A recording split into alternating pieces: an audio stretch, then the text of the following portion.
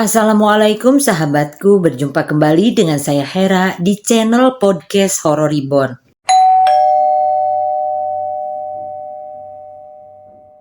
Warisan.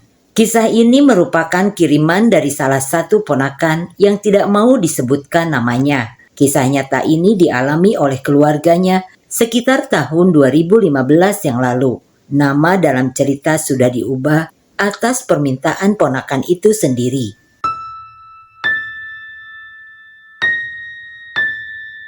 Acara syukuran sekaligus tasmiyah memberi nama pada bayi anak pertama dari pasangan Erna dan Salim itu baru saja selesai dilaksanakan. Makanan yang disediakan untuk tamu di dapur pun masih lumayan banyak.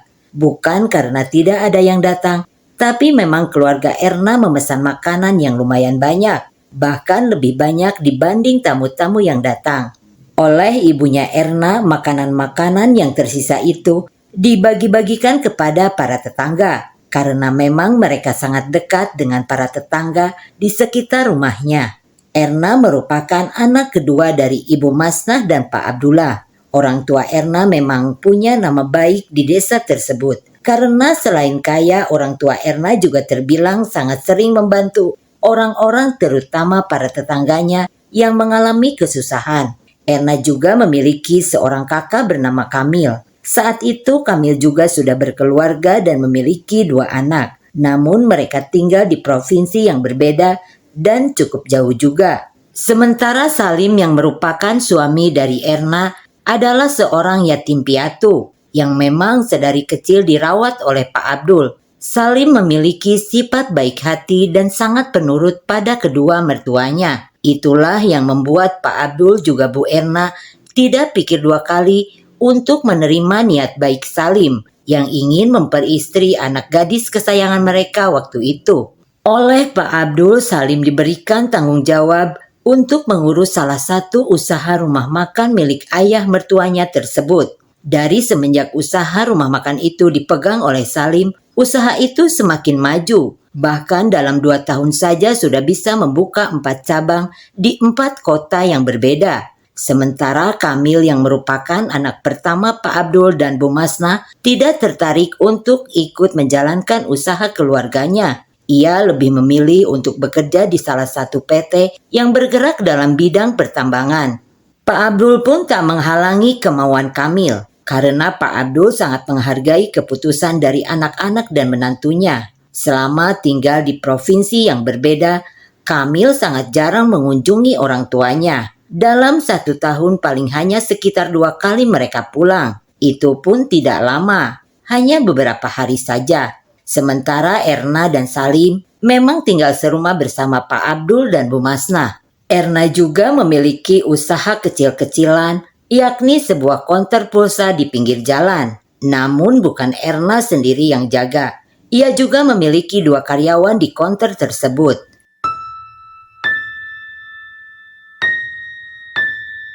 Siang itu Erna dan ibunya sedang asik mengobrol soal mengurus bayi. Tiba-tiba mereka mendapat kabar dari orang kepercayaan ayahnya bahwa ayah Erna yaitu Pak Abdul terjatuh saat sedang mengecek salah satu pabriknya. Seketika setelah mendengar kabar tersebut, Ibu Masnah menjadi panik dan tak karuan. Karena memang Pak Abdul ini orangnya selalu rutin kontrol kesehatan ke rumah sakit setiap 2 minggu sekali. Dan selama ini Pak Abdul tidak menderita sakit apa-apa.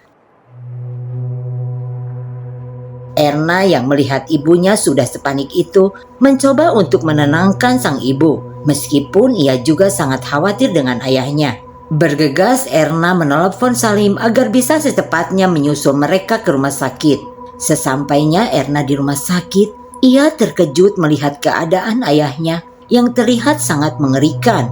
Bagian ujung jari dan kukunya berwarna merah kebiruan, mirip seperti lebam atau darah beku. Ayahnya masih belum sadarkan diri. Sementara ibunya terus menangis sambil sesekali memanggil nama suaminya. Tidak lama Salim datang dengan raut wajah yang tak kalah sedih. Ia memeluk Erna yang menangis terisak melihat keadaan sang ayah. "Sabar Dik, sabar. Ayah tidak akan kenapa-napa," ucap Salim menenangkan istrinya. Malamnya Pak Abdul sadar, bibirnya mulai membiru. Dengan terbata-bata, Pak Abdul memanggil nama istri dan anaknya. "Ayah sangat kesakitan. Rasanya kaki dan tangan ayah mati rasa," ucap Pak Abdul. Bu Masnah, Erna, dan Salim yang mendengar ucapan Pak Abdul terlihat sedih. Namun mereka bertiga terus menyemangati Pak Abdul dan meyakinkan bahwa Pak Abdul pasti akan sehat kembali. Akan tetapi takdir berkata lain, dan sekitar pukul 6 pagi Pak Abdul meninggal dunia. Erna yang sudah berada di rumah, Erna pulang malam itu setelah dikabari bahwa anaknya menangis terus di rumah. Sangat terkejut mendengar kabar itu. Ia masih belum percaya. Namun ketika jenazah ayahnya tiba di rumah, Erna terduduk lemas di lantai. Air matanya tak terbendung lagi. Sementara Salim terus mencoba menghubungi kakak iparnya, yakni Kamil yang tinggal di luar provinsi. Namun Kamil dan istrinya tidak ada yang menjawab telepon. Putus asa karena tak ada juga yang mengangkat teleponnya, akhirnya jenazah Pak Abdul dikebumikan tanpa kehadiran Kamil. 2 hari setelah pemakaman, barulah Kamil menelpon. Ia beralasan 2 hari yang lalu ia terkena musibah saat bekerja. Ibunya pun terisak menjelaskan kabar duka tentang ayahnya.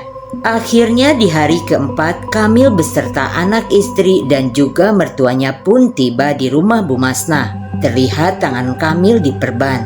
Entah musibah seperti apa yang sudah terjadi padanya. Tangis sedih kembali terdengar di dalam rumah itu.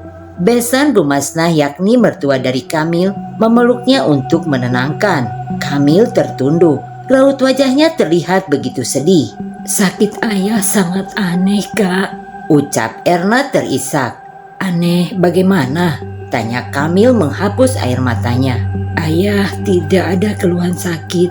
Bahkan baru 3 hari setelah cek kesehatan dan semuanya aman, ayah sehat, Kak. Tapi anehnya, di pabrik ayah malah tiba-tiba terjatuh dan tak sadarkan diri. Ujung jari serta kuku tangan dan kaki membiru. Bahkan bibir ayah pun membiru, Kak," ujar Erna menjelaskan. "Tapi aku rasa itu normal, Bisa saja ayah terkena serangan jantung kan?" jawab Kamil. "Ayah tidak punya riwayat sakit jantung, Kak. Aku malah berpikir apa jangan-jangan ayah kena santet."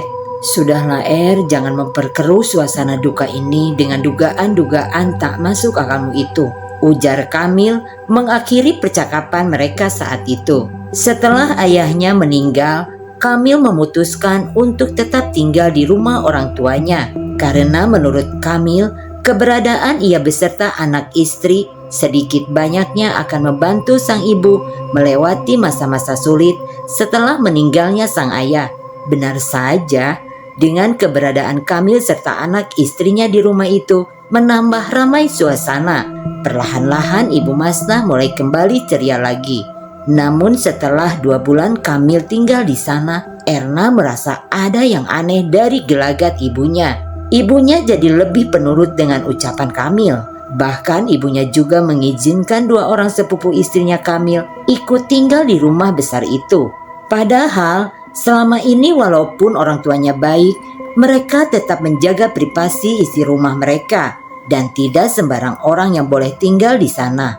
Tak jarang Ibu Masnah dan mendiang suaminya lebih memilih untuk membayarkan kontrakan ketimbang membawa orang luar tinggal di rumah mereka. Apalagi orang itu sama sekali tidak mereka kenal.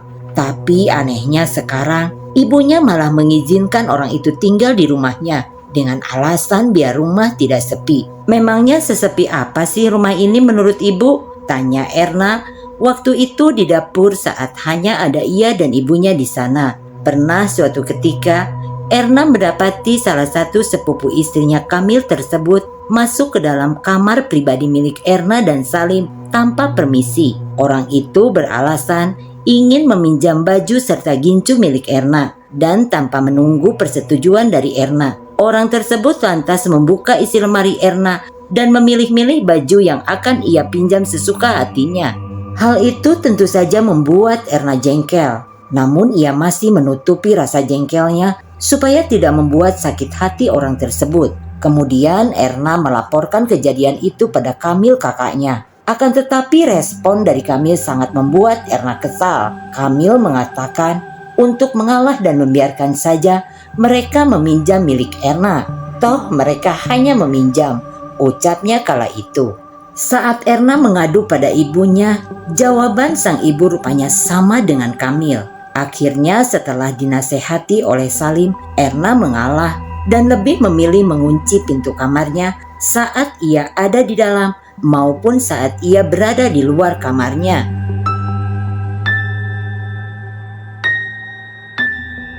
Hingga suatu hari Erna tak bisa lagi menahan rasa marah dan kesalnya kala ia melihat anak bayinya yang berada di gendongan kakak iparnya itu disuapi roti yang tentu saja sangat tidak dianjurkan untuk diberikan pada bayi. Kalian tahu kalau anakku ini masih di bawah 6 bulan. Dan kalian juga tahu kan, kalau bayi di bawah 6 bulan tidak boleh diberikan makanan-makanan seperti ini. Bubur halus saja tidak diperbolehkan, apalagi roti kasar seperti ini. Kalian ini bodoh atau memang sengaja ingin membunuh anakku, ha? Selama ini aku sudah menahan diri dan bersabar dengan tingkah kalian di rumah ini, berbuat sesuka kalian di rumah ini, bahkan dengan lancangnya mengambil barang-barang pribadi milikku. Aku sabar karena menghormati kau sebagai kakak iparku. Tapi ternyata kalian ini tidak tahu diri. Sekarang terserah kau mau tersinggung atau marah. Yang pasti aku ingin kau usir sepupu-sepupumu yang tidak ada sopan santunnya di rumah ini. Setelah berkata seperti itu, Erna langsung masuk ke kamar dan menangis terisak. Rasa kecewa, marah, menyesal membuatnya perasaan menjadi kacau. Apalagi malam itu kakaknya menegur keras perbuatan Erna yang dianggap tidak sopan dan tidak menghormati kakak iparnya. Karena perkataan kasarmu itu, kakak iparmu sampai tak mau makan. Dia terus menangis di dalam kamar.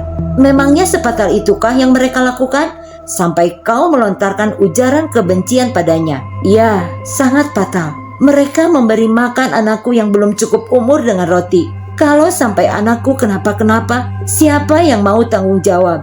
Kakak jangan hanya menyalahkan aku, tapi lihat juga kelakuan istrimu itu. Hanya karena istriku memberi makan anakmu roti, kau sampai seperti itu padanya. Apa kabarnya kau dan aku, yang waktu bayi diberi makan sewaktu usia 2 bulan, ha? Apa kita sekarang sudah mati? Atau sakit parah? Dasar lebay. Napas Emma bergemuruh mendengar perkataan kakaknya itu. Sudah salah malah dibela. Tentang kau dan aku yang diberi makan sejak usia 2 bulan, itu adalah kesalahan dan ketidaktahuan orang tua kita. Tapi sekarang zaman sudah berubah. Bukannya lebay kak, tapi aku seperti ini karena ingin melindungi anakku. Apa itu salah? Aku tidak mau dengar lagi masalah ini. Dan kau harus minta maaf pada istriku, ujar Kamil. Mata Erna melotot. Ia mendengus kesal mendengar ucapan kakaknya itu. Aku tidak mau minta maaf karena bukan aku yang salah, ucap Erna pada suaminya. Meminta maaf bukan berarti kamu salah, Dek. Lalu aku harus mengalah lagi dan membiarkan mereka melakukan sesukanya pada anakku. Itu baru roti yang mereka suapkan ke anakku. Kalau selalu dibiarkan, bisa saja nanti berbagai macam makanan yang dia beri ke anak kita.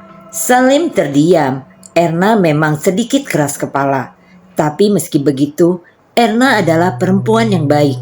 Keras kepalanya keluar hanya jika ia menemukan sesuatu yang salah.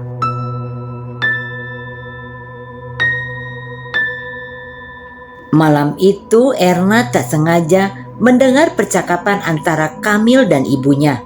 Dalam percakapan itu, Kamil meminta ibunya untuk mengambil lagi usaha rumah makan yang diurus oleh Salim.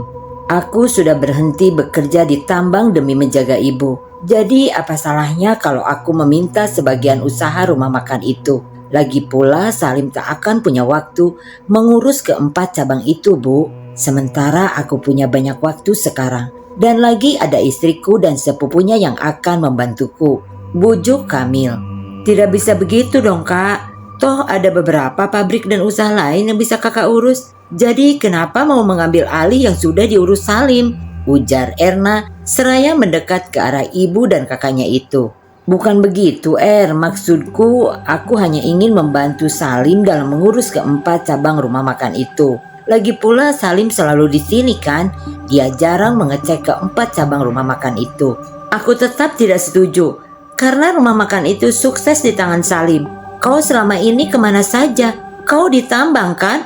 Tapi setelah ayah meninggal, kau malah sok berkuasa di sini. Kamil berdiri. Ia menatap Erna dengan kesal, tapi Erna justru tersenyum sinis. Keesokan harinya mereka semua dikumpulkan di ruang keluarga oleh sang ibu. Bu Masnah mengatakan bahwa sekarang yang akan mengurus keempat cabang rumah makan yang sudah didirikan oleh Salim itu adalah Kamil. Tentu saja hal itu membuat Erna kecewa dan sakit hati. Tapi Salim sama sekali tak berkecil hati, karena ia sadar bahwa ia hanyalah menantu di keluarga itu, dan wajar saja jika usaha mertuanya tersebut diambil oleh ahli warisnya yaitu Kamil.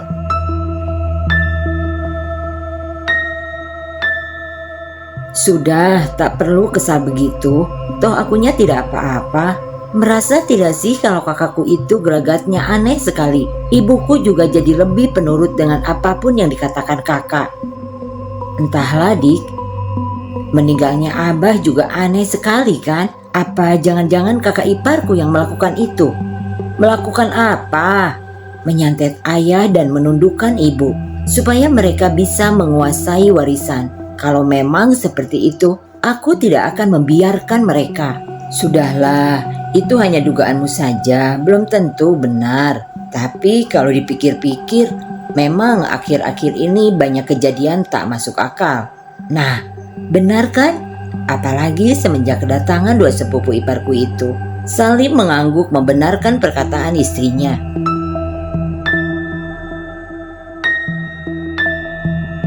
Malam itu saat Erna baru saja selesai mandi, ia mendengar ada suara gemuruh angin di salah satu kupingnya. Erna sampai menekan kupingnya agar suara angin itu hilang. Namun bersamaan dengan hilangnya suara angin tersebut, tiba-tiba ada seekor kalajengking yang entah dari mana datangnya merayap tepat di atas bahunya. Erna yang sebelumnya tidak mengetahui sesuatu yang berada di bahunya itu, lantas langsung meraih makhluk itu dan melemparkannya ke dinding. Saat ia melihat kalajengking tersebut, Erna langsung berteriak ketakutan. Salim yang sedang menggendong anaknya di depan televisi seketika berlari menghampiri Erna. Ada apa, Dik? Ada kala berjalan di bahuku. Mana? Tidak ada, Dik. Ada, tadi kulempar ke dinding. Entah kemana dia sekarang. Aku takut sekali. Apa jangan-jangan aku kena gigit?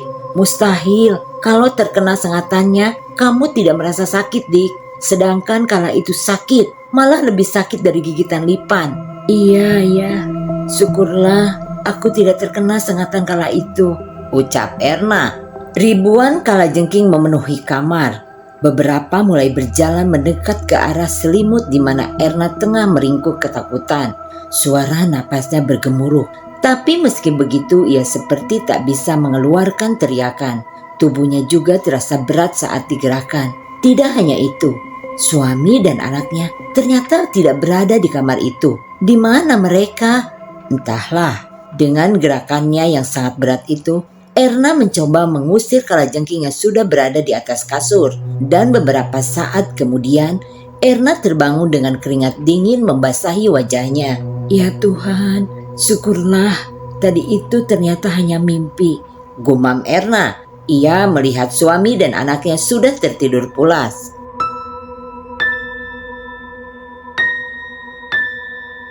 Kejadian-kejadian aneh mulai Erna alami tepatnya setelah ia mengusir dua sepupu iparnya tersebut. Dan hari itu, lagi-lagi Erna mendapati Kamil yang terus merayu ibunya untuk memindahkan semua harta menjadi atas namanya, termasuk satu rumah makan yang dikelola oleh Salim. Mendengar hal itu, tentu saja Erna tidak tinggal diam. Ia memaki-maki kakaknya yang menurutnya begitu egois dan gila harta.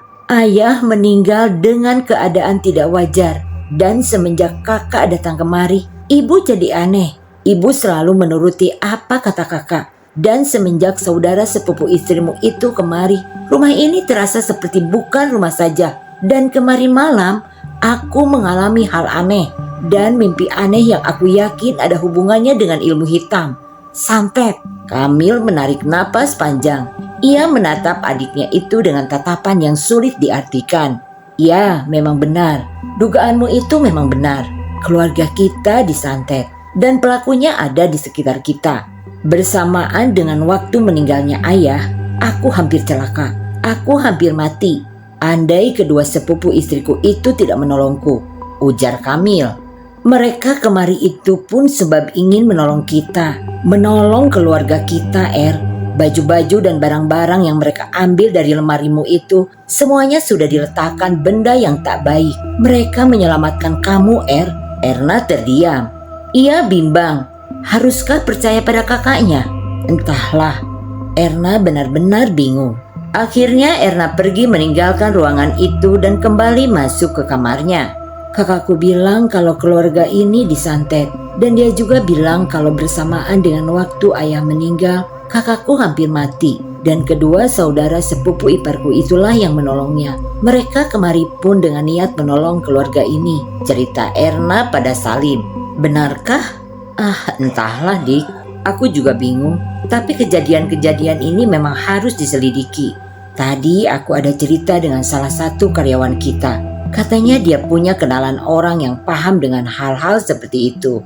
Dia juga memberikan alamat orang itu padaku. Oh ya? Di mana rumah orang itu? Apa tidak sebaiknya besok kita datangi dia? Ujar Erna.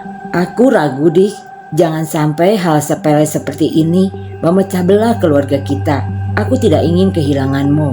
Maka dari itu, kita harus ke rumah orang tersebut untuk mencari tahu. Syukur-syukur kalau orang itu bisa tahu siapa yang menyantet keluarga ini, ucap Erna. Salim menggaruk kepalanya, menunjukkan bahwa ia merasa ragu dengan keputusan Erna. Besok kita datangi orang itu ya. Mau tidak mau Salim pun mengangguk.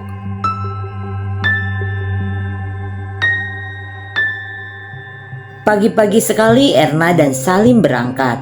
Kamil menatap kepergian adiknya itu dengan tatapan yang sulit diartikan. Sekitar 2 jam perjalanan, akhirnya mereka tiba di jalanan sepi yang samping kiri kanannya hanyalah kebun karet. Apa iya di sini tempatnya? Katanya sih di sini, tapi aku jadi ragu. Semoga sajalah kita tidak salah jalan, jawab Salim. Akhirnya setelah beberapa belokan naik turun, mereka tiba di sebuah desa terpencil. Banyak kuburan di samping rumah di desa itu. Coba kita tanya ke orang itu saja, tunjuk Salim saat melihat seorang lelaki parubaya tengah duduk santai di teras rumah kecilnya itu.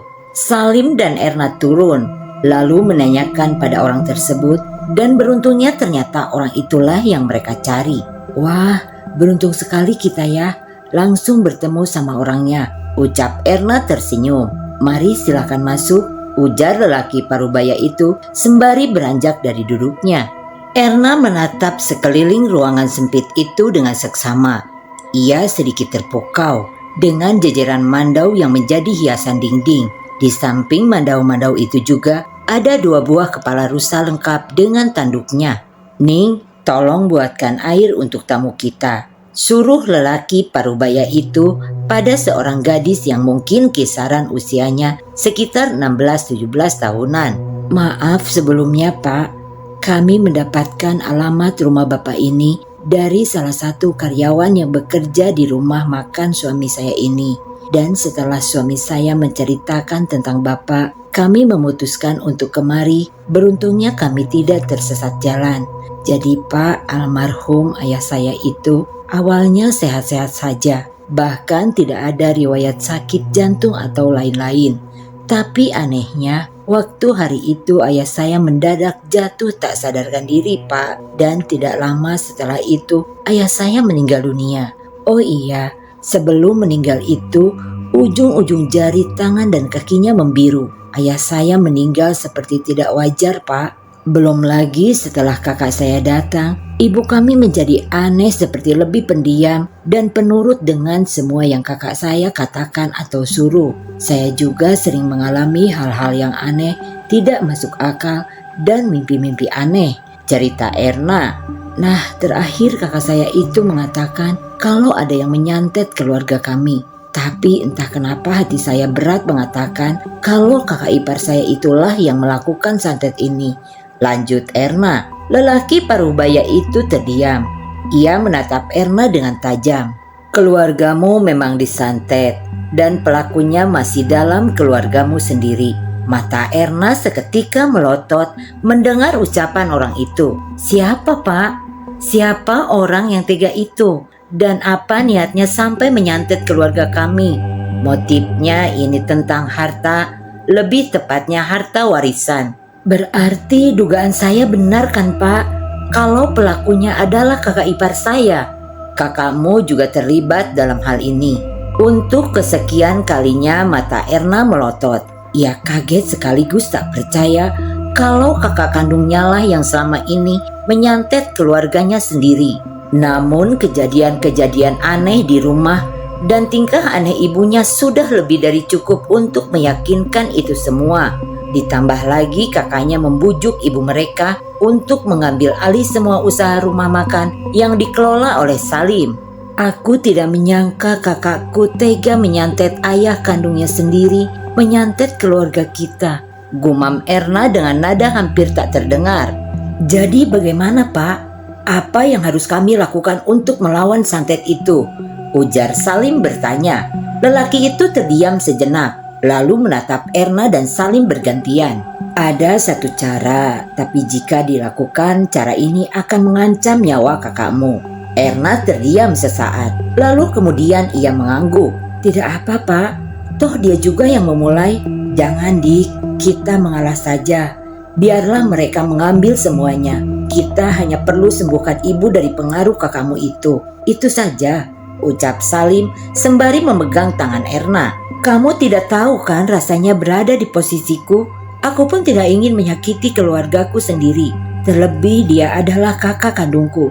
Tapi perbuatannya terhadap ayah dan ibu itu sudah tidak bisa kumaafkan. Biarlah dia merasakan akibatnya, ujar Erna.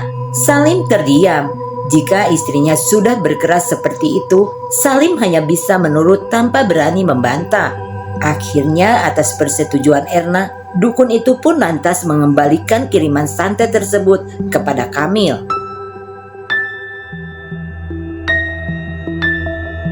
Saat tiba di depan rumah dengan wajah merenggut, Erna masuk ke dalam melewati kakaknya yang sedang duduk-duduk di teras rumah. Dari mana saja kau, Anakmu menangis terus, ujar kakaknya, namun Erna tak menyahut. Malam itu angin bertiup kencang diiringi suara guntur dan petir yang saling bergantian. Erna menarik selimutnya hingga sebatas leher. Saat ia akan memejamkan mata, tiba-tiba terdengar suara dentuman keras di dekat jendela kamarnya. Belum hilang rasa penasarannya terhadap suara itu, ia mendengar suara tangisan anaknya dari tempat tidur bayi. Bergegas Erna beranjak dari kasur dan mengangkat bayinya. Meski sudah disusui, tapi bayi itu tetap menangis dengan sangat kerasnya. Bahkan tubuhnya sampai mengejang. Erna yang panik itu pun lantas membangunkan suaminya. Salim bergantian menggendong si bayi. Namun tak ada perubahan. Bayi itu tetap saja menangis. Ya Tuhan, ada apa lagi ini? Ucap Erna terisak.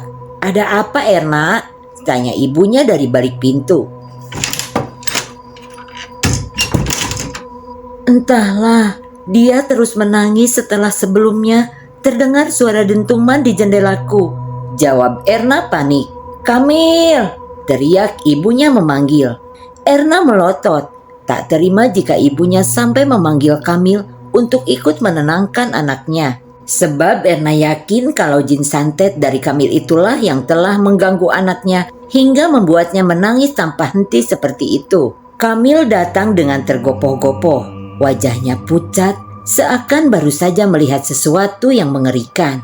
Ada apa? Tanya Kamil berusaha terlihat tenang. Namun suaranya jelas sekali terdengar bergetar. Itu keponakanmu menangis terus. Apa jangan-jangan? Bu, shh, potong Kamil seraya mengisyaratkan agar ibunya diam tak melebar kemana-mana. Jangan-jangan apa, Bu? Kalian ini merahasiakan apa sih sebenarnya, ha? Ujar Erna meninggi. Tanpa menunggu persetujuan dari adiknya, Kamil lantas merebut anaknya Erna dari gendongan Salim. Ia seperti membacakan sesuatu di telinga bayi itu, lalu mengusapkan tangannya pada wajahnya hingga ke ubun-ubun keponakannya tersebut. Ajaibnya bayi itu seketika berhenti menangis. Sementara mereka datang, "Anakmu biar tidur di kamar ibu dulu," ujar Kamil. "Heh, mereka siapa maksudmu? Kau jangan coba-coba mengirimkan santet lagi padaku ataupun pada keluarga ini. Aku sudah tahu siapa kamu. Tapi tenang saja, kau tidak akan bisa lagi mengirimkan hal-hal buruk pada kami.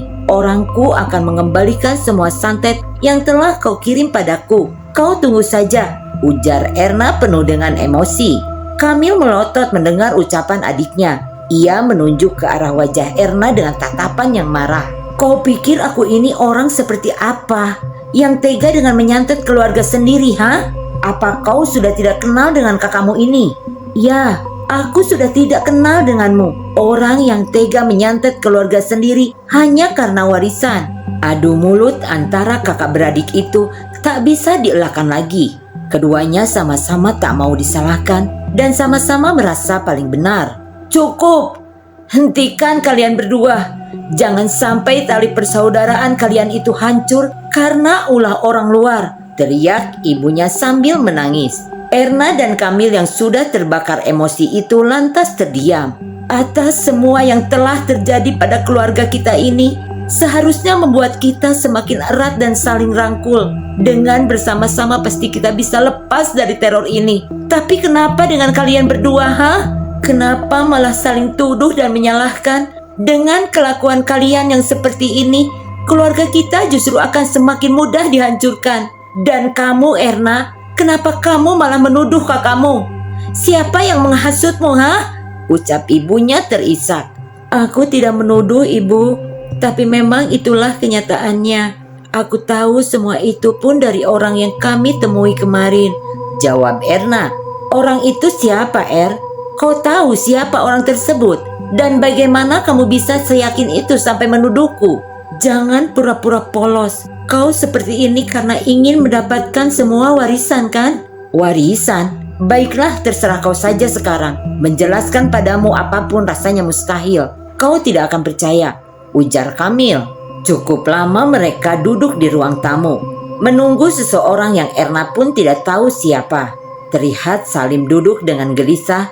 Sesekali ia menggoyang-goyangkan kakinya dan menggosok kedua telapak tangannya yang terus berkeringat. "Kau kenapa?" tanya Erna berbisik. "Entahlah, Dik, aku merasa tak enak. Aku takut kedatangan orang itu justru akan semakin membuat runyam masalah ini," balas Salim. Erna mengangguk. Belum sempat ia mengatakan sesuatu pada Salim, tiba-tiba terdengar ketukan di pintu rumah. Kamil yang sedari tadi juga menunggu, lantas beranjak dan bergegas membukakan pintu. Salim memegang tangan Erna dengan sangat erat. Seorang lelaki kisaran usia 50 tahunan, berpeci putih dan memakai celana kulot dan kain sarung, tampak berdiri sambil tersenyum. Di sampingnya ada dua orang pemuda berusia 20 tahunan. "Silahkan masuk, Bah," ucap Kamil dengan sopan, mempersilahkan ketiga orang itu masuk. Berbeda dengan Erna yang menatap orang-orang itu tanpa senyum. Bahkan sepertinya Erna sangat ingin mengusir orang-orang tersebut. "Tolong, ambilkan aku air putih, Nak," pinta si tamu pada Kamil. Kamil pun bergegas ke dapur dan membawakan 3 gelas air putih. Sebab ia mengira bahwa ketiga tamunya kehausan. Tapi rupanya air putih itu didoakan dan orang itu menyuruh Erna untuk meminum airnya. "Saya tidak mau, suruh saja dia yang minum. Toh dia yang mengundang kalian kemari," ujar Erna. Terdengar ketus membuat Kamil pun geram. "Kakakmu juga minum, dan sekarang kamu juga minum ya. Air ini tidak ada apa-apa. Air ini hanya air doa biasa. Sebelum kita mulai membersihkan rumah, untuk jaga-jaga lebih baik kalian minum air doa ini, supaya proses membersihkan rumah ini juga lancar," bujuk orang itu. Kita sebut saja beliau Haji Naim. Saat Erna hampir mau, Salim menarik keras lengan istrinya dan menggeleng. Akibatnya Erna pun mengurungkan niatnya. Kamil yang melihat hal itu tentu saja marah pada adik iparnya tersebut. "Kau jangan ikut campur. Erna ini istriku dan sebagai istri sudah kewajibannya mematuhi perkataanku," balas Salim. "Kau..." Sudah. Kalau tidak mau tidak apa-apa. Kalian tidak usah sampai berkelahi," ujar Haji Naim melerai. Setelah berkata seperti itu, Haji Naim meminta izin untuk masuk ke setiap kamar di rumah itu dengan ditemani oleh Kamil.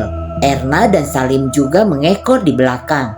Di setiap kamar Haji Naim dan dua pemuda itu melantunkan ayat suci Al-Quran. Dan anehnya saat Erna mendengar mereka mengaji, ia merasa seperti ada sesuatu dalam dirinya yang ingin melompat keluar. Berat, panas dan dingin terasa bersamaan. Ada apa ini? Padahal sebelumnya aku tidak seperti ini bila mendengar orang mengaji, batin Erna. Pandangannya perlahan-lahan mulai berkunang-kunang. Tubuhnya hampir ambruk andai Salim tidak menangkapnya. "Sudahlah, hentikan semua ini. Kau tidak kasihan melihat adikmu begini?" "Kau diam. Kau itu cuma menantu di sini." "Ya, aku tahu. Aku sadar. Tapi Erna ini istriku," jawab Salim meninggi. Sepertinya kesabarannya juga sudah mulai terkikis. Tiba-tiba Erna mengerang. Salim yang sedari tadi menahan tubuh istrinya itu tak sanggup lagi untuk menahan tubuh Erna. Akhirnya Erna terjatuh dan menggelepar dengan diiringi rintihan kesakitan. Di saat Kamil dan Salim masih melongo melihat apa yang terjadi pada Erna, Haji Naim lantas memercikan air dari dalam botol yang beliau bawa. Seiring dengan percikan air tersebut, Erna semakin menggeliat kesakitan. "Aku minta izin untuk memegang kaki istrimu," ujar Haji Naim, lalu menangkap ibu jari kaki Erna dan mulai menekan jari-jari itu dengan kuat. "Sakit," rintih Erna memelas. "Keluar, aku tahu kau bersembunyi di sini," ujar Haji Naim seraya terus menekan ibu jari kaki Erna.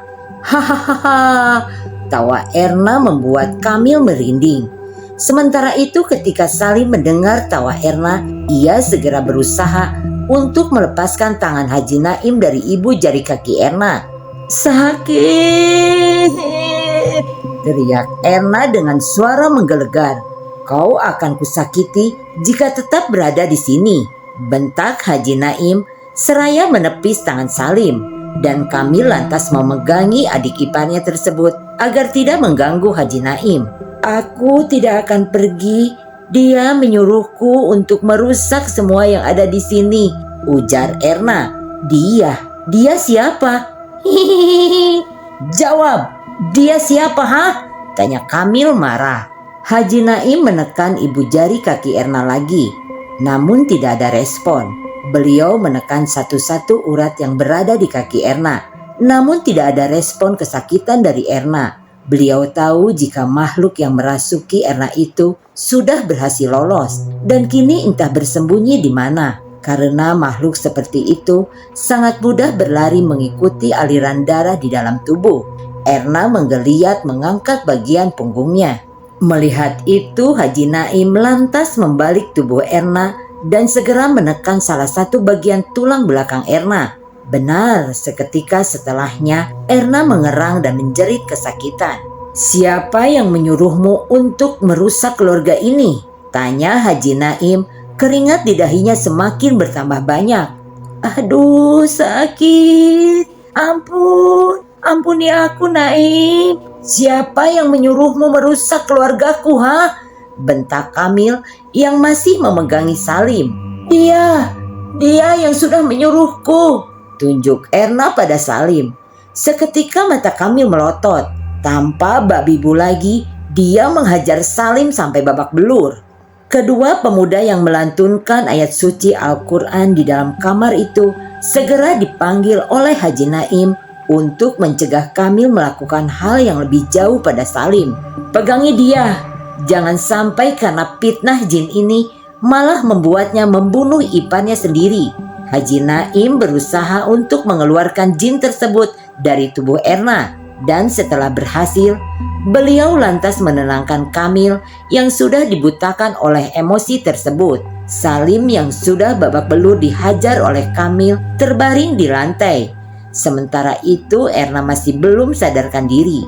Dan Kamil yang sudah jauh lebih tenang tersebut langsung menghampiri Erna dan memangku kepalanya. "Bangun Er, panggilnya sembari mengusap-ngusap kepala Erna. Jelas sekali terlihat kalau Kamil sangat menyayangi adik perempuannya itu. Haji Naim dan kedua pemuda itu melanjutkan tugas mereka untuk membersihkan rumah itu dari pengaruh jin yang diutus untuk merusak rumah dan seluruh yang ada di dalamnya.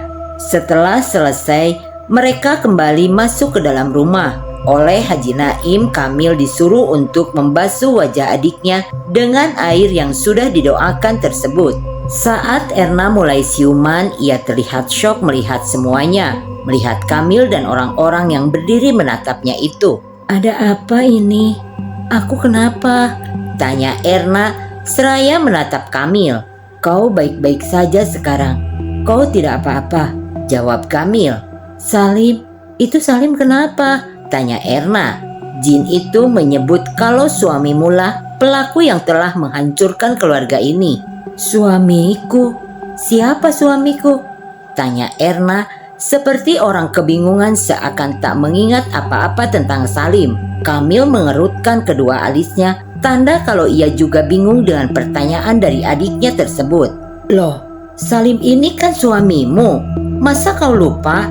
Erna terdiam, seakan mencoba mengingat sesuatu. "Kenapa aku nikah dengannya?" Lagi-lagi pertanyaan Erna itu membuat Kamil mengerutkan alisnya. Ia semakin tak mengerti dengan pertanyaan sang adik. "Itu jelas karena kalian berdua saling suka, bukan? Kau berpacaran dengannya." Tidak. Kau ini sebenarnya kenapa sih, Er?"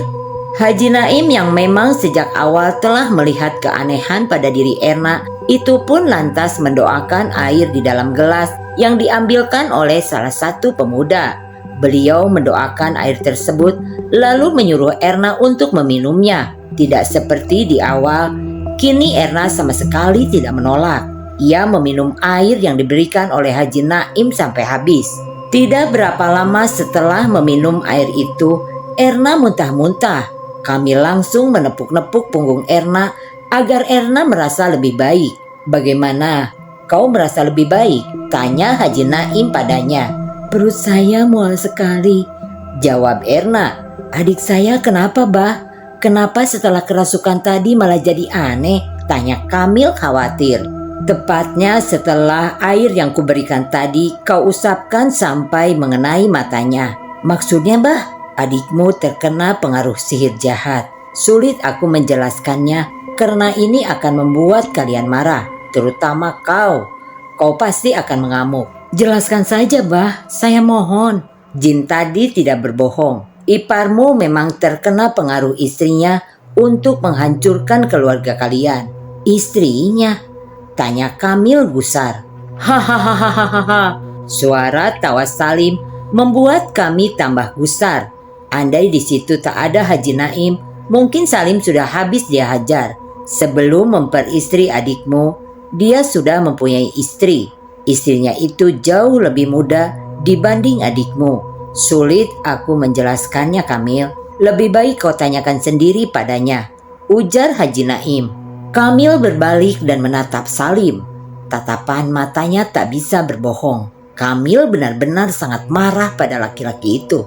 "Kutanya padamu, apa benar yang dikatakan Abah itu, ha?" bentaknya. "Kau ingat saat kau mengobrol bersama ayahmu waktu itu? Orang tua itu mengatakan bahwa kau dan Erna akan mendapatkan separuh-separuh dari harta warisan, kan? Dan kalian sama sekali tak ada niatan untuk memberikan aku sebagian kecilnya. Padahal aku juga ini anak di dalam keluarga ini. Walaupun aku hanya anak angkat, kalian sama sekali tidak memikirkan perasaanku mendengar percakapan kalian waktu itu. Hatiku sakit dan sejak saat itu aku memutuskan untuk mendekati Erna. Beruntungnya saat itu aku belum mengabari orang tuaku tentang pernikahanku. Sehingga rencanaku mendekati Erna berjalan mulus, dan berkat bantuan mertuaku, akhirnya aku berhasil menikahi Erna. Gila! Hahaha. Karena sudah ketahuan, biarkan aku memberitahukan semuanya.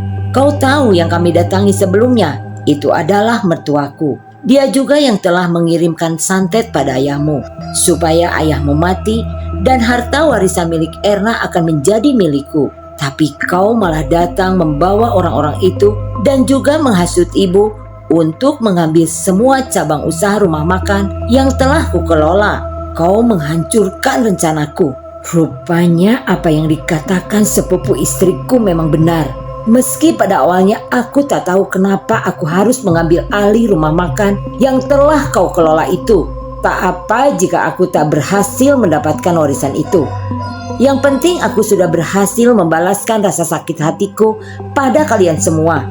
Erna yang mendengarnya langsung menangis sesenggukan. Ia ingat sebelum menikah dengan Salim, ia sudah memiliki calon. Tapi entah kenapa ia malah memilih Salim. Padahal Erna sendiri tak mempunyai perasaan apa-apa terhadap Salim.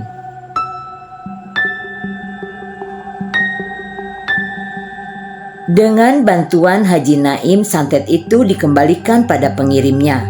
Tidak lama setelahnya Salim pun digugat cerai oleh Erna. Salim juga keluar dari rumah itu tanpa membawa apapun.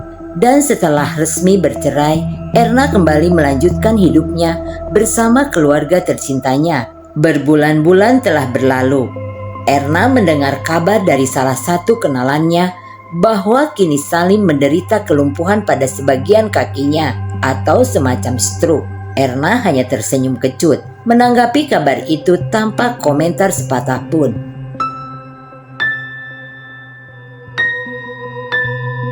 Terima kasih sudah menonton sampai selesai. Assalamualaikum. Sapunyere pegasimpai, paturai, patepang deui.